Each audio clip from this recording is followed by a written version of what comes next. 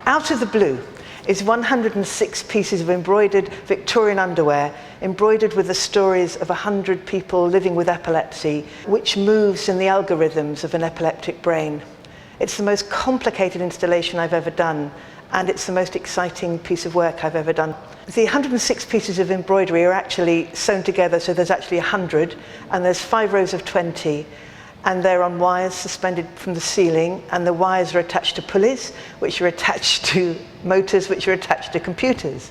And this wonderful young researcher, Alan Fentiman, I've had working on it, has programmed the algorithms of an epileptic brain so that the thing moves like it's like a sea of brain activity. It's big, it's dynamic, and it's incredibly sort of slightly religious, really, sort of awe-inspiring, because this underwear seems to hold the history of these people who have written their extraordinary and poignant and sometimes very painful experiences of living with a condition like epilepsy. I've worked very closely with the Epilepsy Society, who put me in touch with many of their members. And I had an extraordinary response, probably a year and a half ago now, from people. Some of them are mothers with children with epilepsy. Some people are teenagers, they've just been diagnosed with epilepsy. Some people have lived with epilepsy for 40 or 50 years. And their stories are extraordinary. They're very raw, and they're very, very honest. And I think if I've learnt anything from them, that epilepsy is a condition which is really hard to live with, because it gives you uncertainty. You wake up in the morning and you don't know quite what's going to happen to you.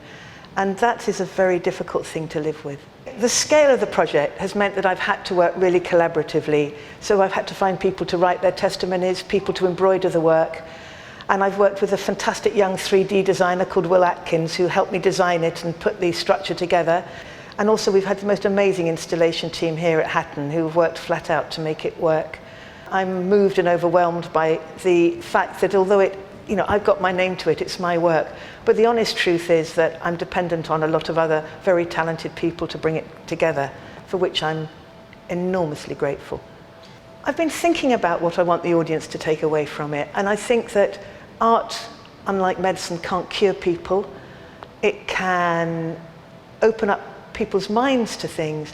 So there's 2 things I want from the installation. One is for people maybe to have a better understanding of the experience of living with epilepsy, but also I want the artwork, it's so monumental and it's so dramatic that I want them to have a sense of awe about it, really, and maybe through that reaction to the artwork to then come to think about what the artwork's about, and to think about your brain, really, and how important it is to you, and what an awesome object that is.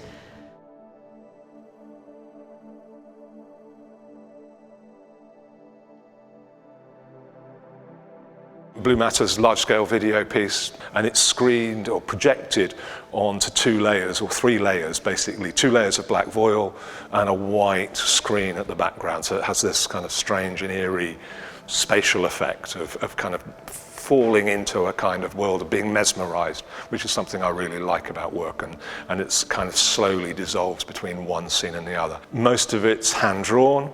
It includes a few photographs that I took where I live in Winchester, and as the surrounding areas, there's a lot of mistletoe. And I kind of thought they were analogous to this kind of epileptic center, this focal epilepsy in the brain. And they reminded me of a kind of something going awry. And I kind of like that. So I used those as a kind of metaphor through the video of it being controlled or contained, but yet difficult to contain. The piece behind, it's about this kind of adventure into our own brains in a way, and a reflection on that, and a space about us not really knowing.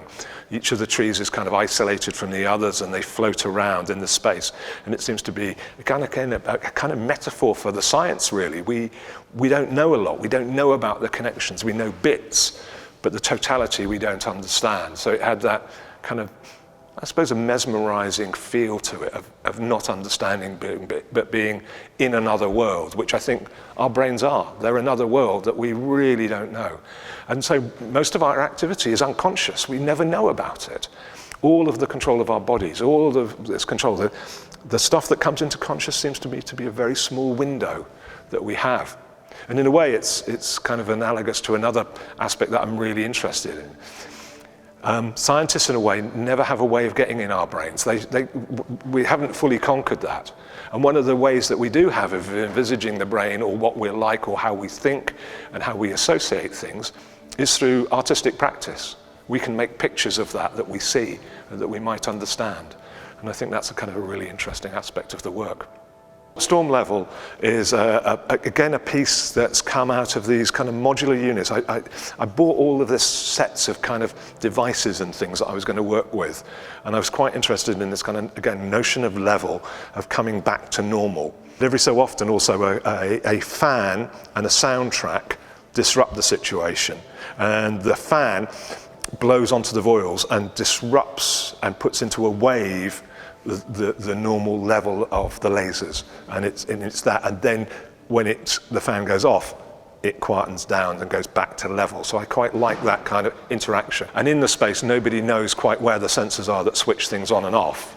So there's a sense of kind of mystery about kind of understanding that relationship to the sensor that will be in people's brains, of not really understanding what goes on and when it goes on, because the algorithm is set by a group of scientists outside them. And I'm kind of interested in that whole kind of dilemma or point of interest. A lot of the work came around by kind of haphazard nature of the studio and what was going on in there, and lots of things being around and just trying things out. So one of the things I had from other kinds of set of work that I'd been doing around an immunology project was a whole lot of stencils of the human figure cut out, quite large, almost 2/3 life size. And I was also playing with lots of strings of LED lights. And one day I just kind of thought, I wonder what the LED lights look like behind the stencil card. I've then made these tubes with these cut-out figures. There's 3 of them. One of them kind of represents the kind of normal, stable nervous system. Another is like an electrical storm. It's very zigzaggy, and the nervous system is broken up. And the third one is almost where the optrodes are in the body and cover the body, the device that will control, hopefully, the cells around the epileptic focal point and bring it back to normal. So it's this kind of, again, bringing back to normal or showing those different states in a way.